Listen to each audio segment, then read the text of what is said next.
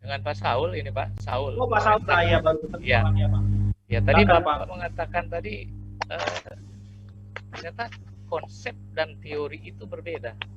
Kira-kira bisa dijelaskan Pak? Karena baru kali ini saya mendengar bahwa itu ada perbedaan. Terima kasih Pak. Terima kasih Pak Saul. Ya, jadi gini ya Pak, gini ya, masuk orang yang menolak penelitian itu satu variabel. Kenapa penelitian tidak boleh satu variabel? Karena tidak ada teori di situ. Saul, misalnya ya, kalau kita katakan, ini nih, ini kan udah mau Natal nih. Suara saya kedengaran nggak Bapak Ibu? Dengar, Pak. Dengar. Nah ini misalnya nih, udah mau Natalan nih. Nah ini kan udah mau Natalan nih, harga-harga, ya katakanlah daging B2 pada naik dan lain sebagainya. Kenapa sih harga semua itu naik? Nah kan ada penjelasannya. Nah penjelasannya itu teori ekonomi yang mengatakan, ini contoh ya, apabila permintaan bertambah, meningkat kan, apabila permintaan meningkat itu, demand itu kan satu variabel tuh, variabel permintaan. Tapi variabel yang lain bicara soal apa? Ketersediaan barang. Ketika variabel permintaan naik, tapi variabel ketersediaan barang terbatas misalnya, maka ini akan mengakibatkan harga naik. Jadi teori itu sebenarnya hubungan atau kaitan antar variabel gitu. Satu variabel dengan variabel yang lain yang akan mengakibatkan apa akibatnya, hasilnya apa. Tapi kalau konsep itu ketika Bapak Ibu mau bicara tentang apa itu kedewasaan rohani, itu konsep. Tapi bicara tentang pengaruh gaya kepemimpinan gembala sidang terhadap kedewasaan rohani, nah dia teori. Bagaimana variabel gaya kepemimpinan itu hubungannya dengan kedewasaan rohani. Nah, bagaimana menghubungkan ini, hasilnya apa? Nah, itu teori, Pak. Jadi kalau cuma membahas kedewasaan rohani itu bukan teori, itu konsep. Konsep kedewasaan rohani, konsep pertumbuhan gereja, konsep. Makanya kan nanti Bapak Ibu di bab 3 memberikan apa? Definisi konsep. Apa tuh? Definisi konsep. Loh. Dewasa. Definisi konsep dewasa. Di bab 3, waktu Bapak Ibu nyusun kan, Bapak Ibu memberikan definisi konsep. Masalahnya. Definisi konseptual kan? Kan nanti di bab 3 kan Bapak Ibu memberikan definisi konseptual. Ya, dari mana definisi itu uraian teori, Pak? Uraian teori kan? Kenapa, Pak? Di bab 3 itu biasanya ya bab 3 itu metodologi. Definisi-definisi dari permasalahan. Saya nggak tahu ya sistematika di STT Bapak Ibu ya. Saya nggak tahu. Mungkin kan setiap STT berbeda-beda sistematikanya. Tapi umumnya bab 3 itu dia metodologi. Bab 2 itu bagian teori dia. Betul, tapi kalau di STT ya, Pak, betul, Bapak Pak. Ibu, tapi kalau di STT Bapak Ibu sistematikanya berbeda, saya nggak tahu ya. Karena kan setiap harusnya di STT semua berbeda. STT sama, tapi kalau saya mengikuti STT IKAT, biasanya bab 3 itu metodologi. Metodologi, Pak. Iya. Bab 1 latar belakang masalah, bab 2 teori, bab 3 metodologi, bab 4 baru korelasinya lah atau apalah. Nah, semua STT harus bab 5 ya kesimpulan. Umumnya, Pak, ini kita kan nggak tahu nih kiblatnya. Ini kan Bapak Ibu pengajar di berbagai STT ya. Maksudnya kita jangan ributkan soal itu. Tapi kalau saya lihat di STT IKAT dan umumnya di berbagai STT, bab 3 itu kaitannya dengan metodologi. Metodologi penelitian. Nah, di metodologi itu kan, nanti kan Bapak Ibu misalnya per variabel itu, Bapak Ibu 2 kan definisi itu, konsep dan operasional. Nah, dari mana definisi konseptual itu? Dari bab 2. Nah, itu yang mau dikejar konsep itu. Apa yang dimaksud dengan kedewasaan rohani. Nah, itu konsep. Kalau teori itu ada di mana? Dia ada di kerangka berpikir. Jadi teori itu masuk di kerangka berpikir. Bab 2.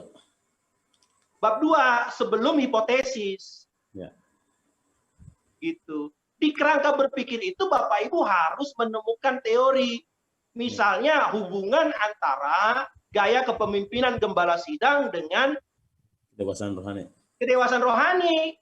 Siapa pakarnya yang melihat hubungan itu? Gitu. Bukan konsep lagi ya. Bukan konsep lagi, tapi sudah teori. Nah, kalau Bapak Ibu variabelnya baru, novelty ya. Ini kan biasanya kalau S1 kan apa kata orang gitu. Menurut si A, menurut si B, menurut si C, sampai dia sendiri kehilangan pendapat gitu. Kalau kita baca skripsi kan banyak menurut orang itu. Nggak tahu menurut dia tuh apa tuh, nggak ada. Nah, kalau udah S2 kan enggak, 50 menurut orang, 50 menurut saya. Biasanya sih kalau udah doktor 70 menurut si peneliti sendiri gitu. 30 ya buku ya, karena udah terlalu banyak, masa udah dokter kan terlalu banyak baca juga kan. Ah, biasanya 70 menurut kita, 30 menurut pakar gitu. Apa kata gua 70 gitu ya. Nggak tahu ya saya Bapak Ibu. Saya kan minta maaf ya karena bukan dosen tetap juga di STT-IKAT, mungkin nggak begitu memahami sistematika model penelitian di STT-IKAT kayak apa. Cuman saya beberapa kali memang menguji disertasi di STT-IKAT. Nah, di teori itu di kerangka berpikir gitu. Kan kalau Bapak Ibu 4 variabel, kan Bapak Ibu harus menghubungkan setiap variabel bebas dengan variabel terikat kan? Berarti dia 3 variabel bebas, 1 variabel terikat. X1 dengan Y, X2 dengan Y, X3 dengan Y. Belum lagi Bapak Ibu melihat apakah X1 memiliki pengaruh dengan X2.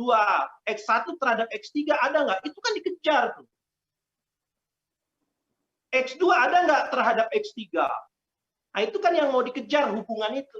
Nah, dari mana kita tahu misalnya? Ya dari teori. Kalau nggak ada teori, Bapak Ibu anggaplah itu variabel baru. Nah, Bapak Ibu di kerangka berpikir itu harus betul-betul bisa memastikan dan meyakinkan para penguji bahwa betul terdapat hubungan antara gaya kepemimpinan dengan kedewasaan. Supaya apa? Supaya Bapak Ibu bisa memberikan jawaban sementara di mana hipotesis. Gitu. Kenapa dia? Karena gini ya, ini kita ngomongin karena lagi ngomongin hipotesis juga teman-teman Bapak Ibu. Jangan lupa satu teori kebenaran yang namanya koherensi. Teori kebenaran koherensi mengatakan begini, suatu pernyataan dikatakan benar. Apalagi kan Bapak Ibu kalau kuanti kan deduktif ya, beda dia dengan kuali induktif. Kalau kuali induktif itu korespondensi dia, tapi kalau dia kuanti itu koherensi. Nah, koherensi mengatakan begini. Suatu pernyataan dikatakan benar apabila sesuai dengan pernyataan sebelumnya. Nah, Bapak Ibu dalam hipotesis itu kan memberikan jawaban sementara nih. Bahwa betul loh, ada pengaruhnya antara gaya kepemimpinan gembala sidang terhadap kedewasaan rohani. Nah, pernyataan Bapak Ibu dalam hipotesis itu sesuai dengan pernyataan sebelumnya. Pernyataan siapa? Pakar. Bapak Ibu sekali lagi harus ketemu tuh teori pakarnya. Ada nggak pakar yang mengatakan bahwa X1 itu misalnya ya, katakanlah X1 itu berpengaruh atau memiliki kaitan dengan Y. Nah, itu teori, Pak. Nah, ini menurut saya ya. Makanya saya nggak setuju penelitian itu satu variabel. Karena dalam satu variabel itu nggak ada teori. Semuanya itu konsep. Gitu. Saya ingat betul itu yang menjadi, saya juga pernah jadi kelinci percobaan satu variabel, Pak. Karena saya juga dibimbing oleh satu profesor gitu ya. Tentu kita tahu tuh. Yang pertama kali mengawali penelitian satu variabel itu menjadi kelinci percobaan. Nah, saya juga pernah. Gitu. Nah, jadi kalau satu variabel dia hanya sekedar konsep. Kira-kira begitu Pak Saud. Nggak apa-apa Pak, kalau pendapat Bapak berbeda silahkan Pak. Bisa tanya Pak? Siapa halo Pak? Namanya? Pak Ali Matius Pak. Oh Pak Ali Matius lagi. Pak. pertanyaannya gini Pak, sebelum kita membuat sebuah penelitian, apakah itu ada masalah harus bebas nilai atau bebas anggapan gitu Pak? Kalau kita sudah punya anggapan duluan, nanti tidak mempengaruhi hasil gitu Pak. Karena misalnya ya kan saya sudah punya kesimpulan sebelumnya seperti hipotesis tadi lah. Nah ternyata hasilnya mungkin bisa beda gitu Pak. Penelitian kali. Saya sudah pernah mendengar dulu waktu ikut kuliah tentang penulisan karya ilmiah harus bebas nilai gitu. Itu maksudnya gimana ya Pak ya? Iya, persoalannya kan sehingga gini, makanya tadi betul Pak Ali Matius. Makanya kita kan nggak bisa ngomongin ya, misalnya begini, kita nggak bisa ngomongin orang yang tidak memakai helm misalnya itu pelanggaran, kan nggak bisa kalau tidak ada undang-undangnya kan. Nah kita baru bisa make sure gitu bahwa itu masalah tuh orang tidak pakai helm karena ada undang-undangnya. Nah apakah kemudian kita punya anggapan? Ya nggak apa-apa. Nah persoalannya anggapan kita itu, dugaan kita itu atau apapun itu namanya, itu harus didasarkan pada satu ukuran gitu. Jadi harus ada ukurannya. Nah itulah mengapa saya katakan ukurannya kalau kita bicara masalah apa? Harapan. Begitu kita amati nih, atau kita katakanlah pernah menjadi jemaat di situ, lalu kita anggaplah. Nah semua itu kemudian kita ukur pada satu harapan ini. Apakah masalah itu, anggapan kita itu berkaitan dengan harapannya enggak? Berkaitan dengan teorinya enggak? Berkaitan dengan pendapat pakar dan pendapat ahlinya enggak? Kalau dia tidak berkaitan, berarti itu bukan masalah dari variabel yang kita teliti. Pak, berarti harapan itu yang menyimpulkan peneliti juga, Pak ya? Iya, harapan itu yang menjadi tolak ukur. Iya, yang menyimpulkan itu sebagai sebuah harapan peneliti juga. Ya, tapi ada dasar-dasar atau ada dasar-dasar penelitian sebelumnya yang dijadikan menjadi titik tolak untuk menjadikan itu betul, menjadi. Pak. Dari pendapat pakar, tentu pakarnya ya pakar. Kalau Bapak Ibu meneliti pertumbuhan gereja ya pakar pertumbuhan gereja. Saya nggak mengizinkan misalnya dalam PAK gitu pakai bukunya Pak Stephen Tong. Sekalipun Pak Tong banyak menulis buku-buku tentang pendidikan agama karena beliau kan teolog misalnya. Tentu kan kepakaran itu bukan hanya dari bukunya, tapi dari gelar akademisinya gitu, gelar akademisnya. Lalu dilihat juga dari bukunya. Nah kajian-kajian itu yang menjadi harapan betul tadi. Ada nggak hasil penelitian sebelumnya juga? Apa kata Alkitab juga? Nah itu sintesis Pak. Sintesis itu kemudian kita sintesiskan menjadi satu harapan. Nah harapan itu Pak Ali Matius menjadi ukuran. Apakah masalah yang Bapak sampaikan, masalah yang Bapak duga, itu betul masalah dari variabel yang Bapak teliti. Pak, mungkin tanya titik berangkatnya Pak ya. Kan kira-kira contohnya gini Pak. Kalau di Kalimantan Barat, contohnya gini, di satu gereja itu tingkat memberinya sangat rendah, contoh gitu ya. Nah contoh ya, jadi kita coba gini, kenapa orang nggak betah di satu gereja? Karena gaji hamba Tuhan contoh 300.000. Kenapa gaji hamba Tuhan rendah? Karena yang memberinya persembahannya satu minggu 100.000 dari sekian jemaat. Ini Bapak lagi curhat atau apa nih? Enggak ya, contoh aja enggak, Pak. Bukan Pak, contoh. Karena saya sering ke daerah. Justru ini PR kami Pak. Nah, kami kan di kota. Semangat Pak, semangat. Nah, kita di kota, saya justru suka menyemangati kawan-kawan di daerah. Saya bilang gini, pemberian selalu berkaitan dengan iman, pertumbuhan iman gitu kan. Nah, Jadi saya coba gini, kalian itu nggak memberi karena kalian nggak memahami tentang memberi. Nah, karena gembala tidak mengajarkan tentang, tidak membuat mereka sampai bertumbuh. Jadi kira-kira setelah saya tahu masalah ini, saya akhirnya buat sebuah tulisan gini, Pak. Hubungan antara pemberian dan pemahaman firman. Nah, kira gitu, Pak. Jadi saya mulai dari masalah dulu.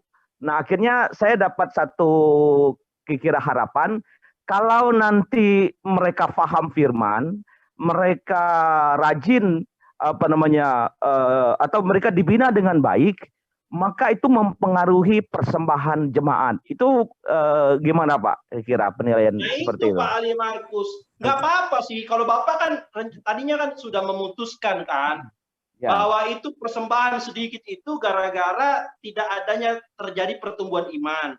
Ya. Nah cuman kan nanti dikejar sama Pak Nikolas, nanti loh, kok Bapak sudah memutuskan bahwa tidak memberi itu karena faktor pertumbuhan iman, jangan-jangan karena faktor ekonomi, ya memang dia imannya bertumbuh tapi nggak ada yang mau diberi, apa yang mau diberi? Jangan-jangan karena faktor kesejahteraan dan lain sebagainya gitu. Maksud saya nggak apa-apa kita punya dugaan awal gitu, nggak apa-apa punya dugaan awal. Nah cuman dugaan itu harus diuji gitu. Diuji dia dengan tadi, kalau itu menyangkut variabel ya konsep, kalau itu menyangkut kaitan variabel dengan variabel ya teori. Oh iya. Misalnya paham, nih, Pak. kenapa Pak? Jadi itu tadi saya belum temukan kalau konsep itu letaknya di mana. Kalau teori rupanya harus antara variabel satu dengan yang lain gitu Pak. Iya. Nah Bapak kan tadi kan menghubungkan antara persembahan yang sedikit itu dengan pertumbuhan kan. Pertumbuhan iman. Cuman kan Bapak ini kan mungkin karena pengalaman ya, karena hasil pelayanan selama ini gitu, atau refleksi diri katakanlah ya. Saya itu memberi karena selama ini saya bertumbuh gitu. Dulu saya pelit karena saya nggak ngomong dulu Pak Ali Matius pelit ya. Misalnya ya, karena refleksi diri gitu. Jadi Bapak mengalami pertumbuhan rohani, dia berdampak pada pemberian. Nah, cuman betul, kan Pak. persoalannya keputusan Bapak kan terlalu cepat dalam artian, jangan-jangan nih, itu ada variabel yang lain. Jangan-jangan tadi yang saya sampaikan, ada variabel kesejahteraan, ekonomi, atau variabel kepercayaan kepada manajemen gereja. Terbuka kasih banyak, kita lihat gerejanya begini-begini aja. Dulu persembahan kita segini nggak ada pekerjaan, nggak ada apanya gitu. Kan ada banyak faktornya. Kan? Ya. Nah, untuk bisa memastikan apakah betul nih variabel itu, pertumbuhan itu, nah itu Bapak harus lihat ada nggak pakarnya teori itu gitu.